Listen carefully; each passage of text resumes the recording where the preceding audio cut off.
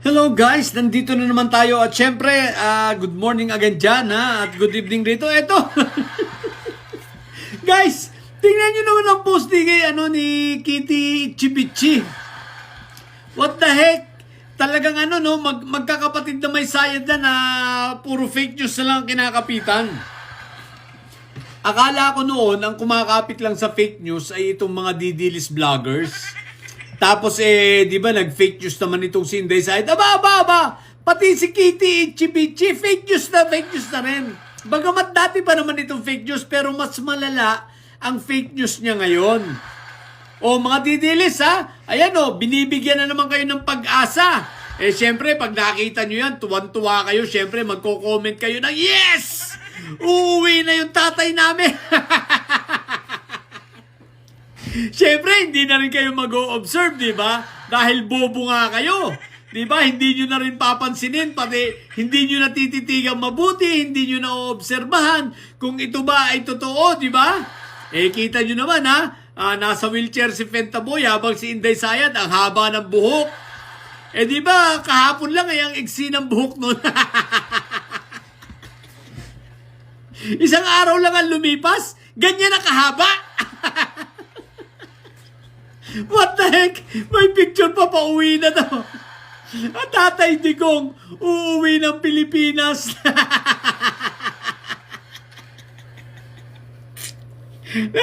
Naloko na. What the heck? Mga nasiraan na ng mga ulo itong magkakapatid talaga, no? Anyway, si Inday Sayad nga pala guys ay nabigyan ng bakasyon Aba, isipin mo, 22 days.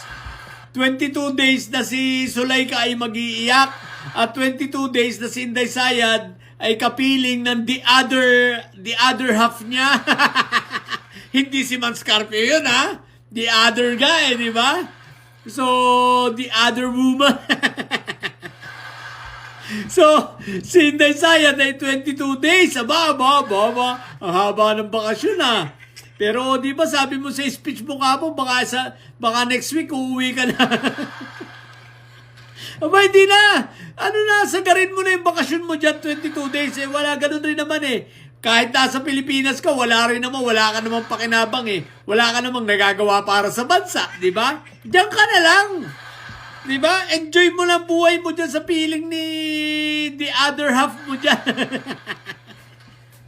At galitin mo si Zulaika. Pero guys, isipin mo, 22 days, bakasyon siya. Ang sabi niya, wala daw gastos ang gobyerno. Talaga ba? Walang gastos daw sa kanya ang gobyerno? Teka lang. Sino palang gumagastos dun sa mga julalay mo dyan? Dun sa security aid mo dyan? Sino palang gumagastos dun? Di ba gobyerno ang nagpapasweldo ron?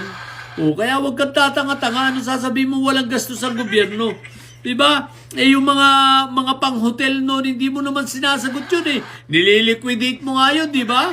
Mga pang-hotel ng mga security mo dyan, di ba?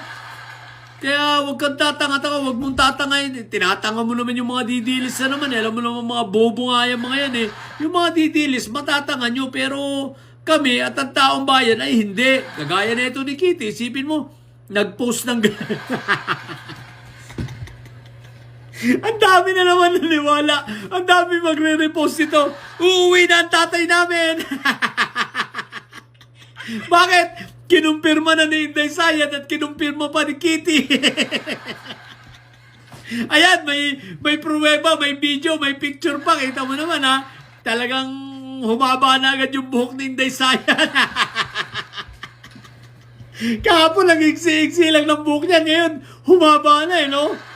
Bilib na bilib ako. So paniwala naman ng mga didilis dito.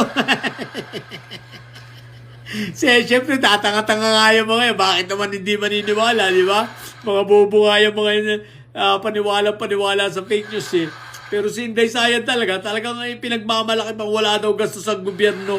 Paano mawawalan?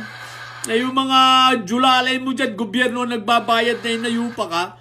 Anyway, nandyan na yan, di ba? Ang tanong ko nga lang paano nito mga ito nasusustain yung gastos, no? Alam niyo guys, sa totoo lang kung susumahin mo ang gastos na nila dyan kay Fentaboy, bayad sa abogado na umaabot na ng bilyon, no? Ang bayad sa abogado, ang mga travel nila, di ba, na napakamamahal, ilan pa sila, Alam nyo guys, lahat ng sweldo nila pag samasamahin mo, pati yung nasa salin nila na inireport, wala kulang pa di ba? Ang tanong saan nila kinukuha yung mga perang yan puro lugi naman ang negosyo nila. Di ba si Barbie, wala na yung mga drugs at mga mahinang-mahina na. Napaghuhuli na yung mga illegal. Pati nga yung mantika na pinagkakakitaan ni Barbie illegal, nahuli na. Kaya high blood na di ba? So ngayon, saan kaya mga ito kumukuha ng pera, di ba? Mapapaisip ka talaga. Di ba? Natural, sa mga ninakaw nila nitong mga nakaraan, isipin mo paano nila nasusustain yan na 88 million lang ang salin nito ni Inday Sayad. So, ibig ba sabihin, ubus na yun, uubusin niya yun? Wala na siyang ititira kahit doon sa mga anak niya? Di ba? Kaya ang tanong, paano nila ito nasusustain? Isipin mo, 22 days siyang magbabakasyon na naman. Paano nila nasusustain ang ganyang lifestyle, Pagala-gala lang, at walang pakialam.